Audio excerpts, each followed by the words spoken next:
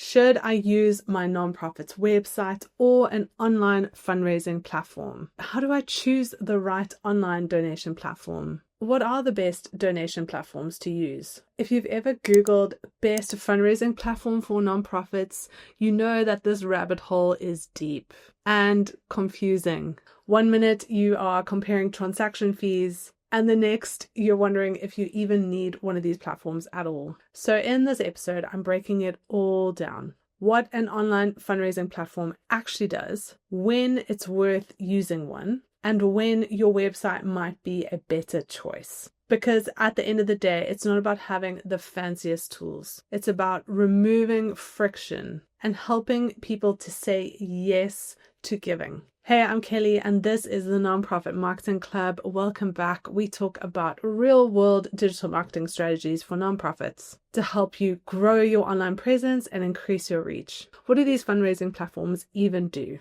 So let's start here. Fundraising platforms are designed to accept donations securely, provide automated receipts to your donors, and sometimes offer campaign pages, peer-to-peer fundraising, and CRM integration. Popular examples of these include things like GiveButter, DonorBox, FundraiseUp, and GiveWP. But they're not magic. These platforms alone won't raise your nonprofit money. That's the job of your campaign, your message, and your audience. If your biggest challenge is not enough traffic or engagement with your campaigns, a fancy tool or platform is not going to solve that for you. I'd suggest you focus on your messaging and your visibility first. However, fundraising platforms do have a place. Let's explore that. So, if you're in the middle of trying to make a decision, should you choose a fundraising platform to send people to make a donation, or should you direct them to your website? Let's look at a fundraising platform first. Here are some of the reasons why I would choose a fundraising platform over my website. If you need extra features like recurring gift management or a place for peer-to-peer fundraising, if you want a fast setup with built-in templates ready to go, or if your team doesn't have the website experience or the development support to be able to set up a fundraising landing page on your website itself. You also might want things like smoother mobile giving or Apple Pay that aren't available necessarily on your website. If any of those reasons that I just shared resonate with you, then you might be better off with a fundraising platform. I'd encourage you to list some of your top 3 must-haves. So, for example, recurring giving, a branded landing page, CRM integration, and match the platform to your needs and not the other way around. When could your website be a better option than a fundraising platform? Now, platforms aren't always the best. Yes, they offer a lot of bells and whistles, but there's also a lot of value of having donors give on your website itself. Your website is often a better option if you want full control of the branding and the experience. You're already using an embedded giving tool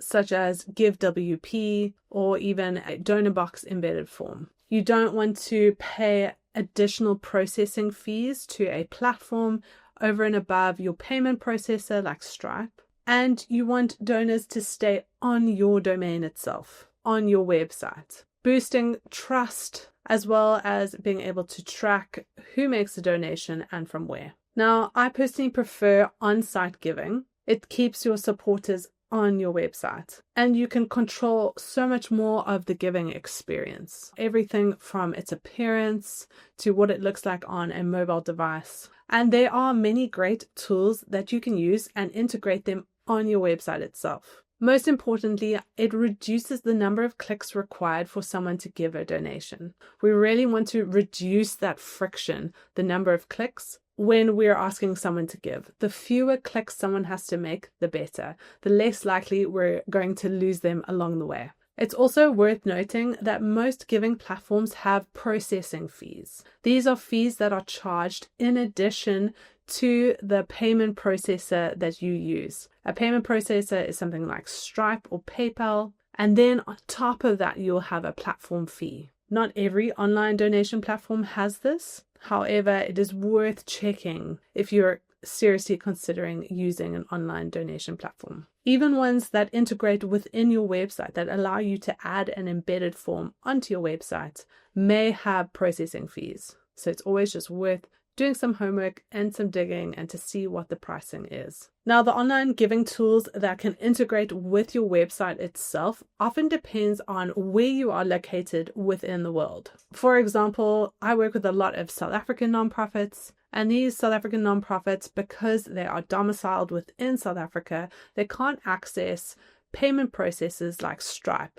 which means the majority of the online giving tools that are available to, say, US or UK nonprofits aren't available to South African nonprofits. So if you are a South African-based nonprofit or even an African-based nonprofit, a tool that I love to use locally is something called GiveWP. It integrates with a local payment processor called PayFast and allows for that same seamless online donation form functionality on a website that a lot of these other tools allow for, but we don't have access to. If you are looking for an online donation tool that can embed on your website, I definitely recommend tools like GiveWP, WooCommerce donations if you have a WordPress website, GiveButter, DonorBox, and FundraiseUp. When would you use one over the other? You can also use a combination of both, have an online giving form on your website, as well as use fundraising tools. This can be a great option if you frequently run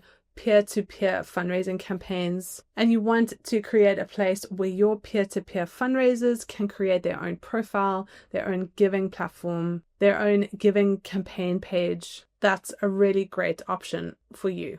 My only recommendation would be to make sure that the user experience is seamless, that your branding and your messaging is on point, and that your website and the online giving platform campaign page match and look as similar as possible to create that seamless brand experience. Okay, to sum it up, don't assume that a platform is always necessary. Focus on what will make it easier for your donors to give. Simplicity will always trump all the bells and whistles. So choose a platform or choose a process that will make it as easy as possible for someone to make a donation. If you need help figuring out your year-end campaign, I've created a resource, everything you need to get your year-end campaign set up.